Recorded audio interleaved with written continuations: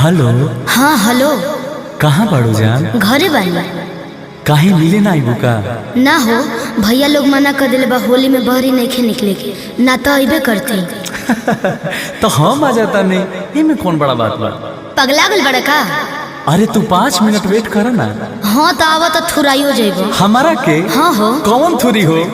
कौना के दिन पातर हो गई बा? अरे डीजे घुमाओ सुनता तनी। चला चला भैया चला चला।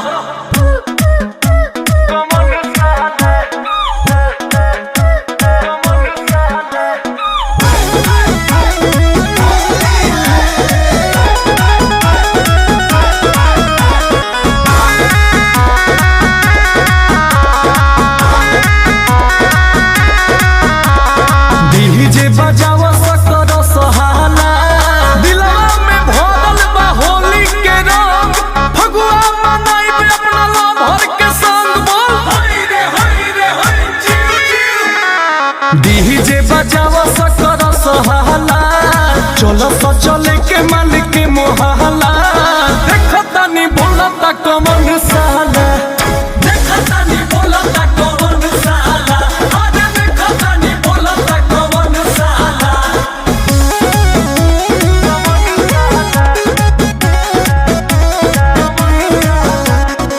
Music by Arya Sharma.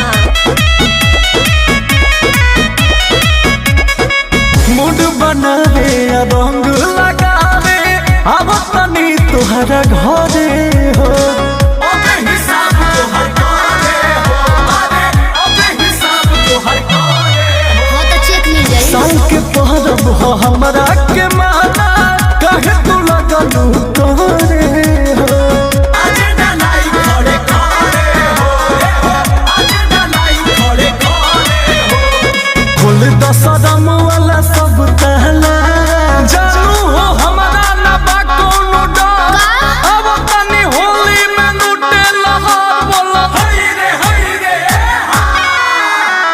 खोल दसरम वाला सब तहला, रंगा बाबा तोहरे पसंद रहला, देखता नी बोलता कमन साला, देखता नी बोलता कमन साला, अरे देखता नी बोलता कमन साला, देखता नी बोलता कमन साला,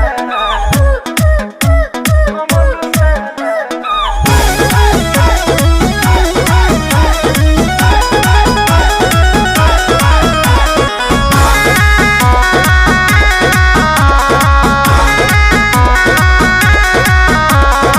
बिना मिलनवा फगुनवा में बोला, कैसे ही दिलवा मानी हो।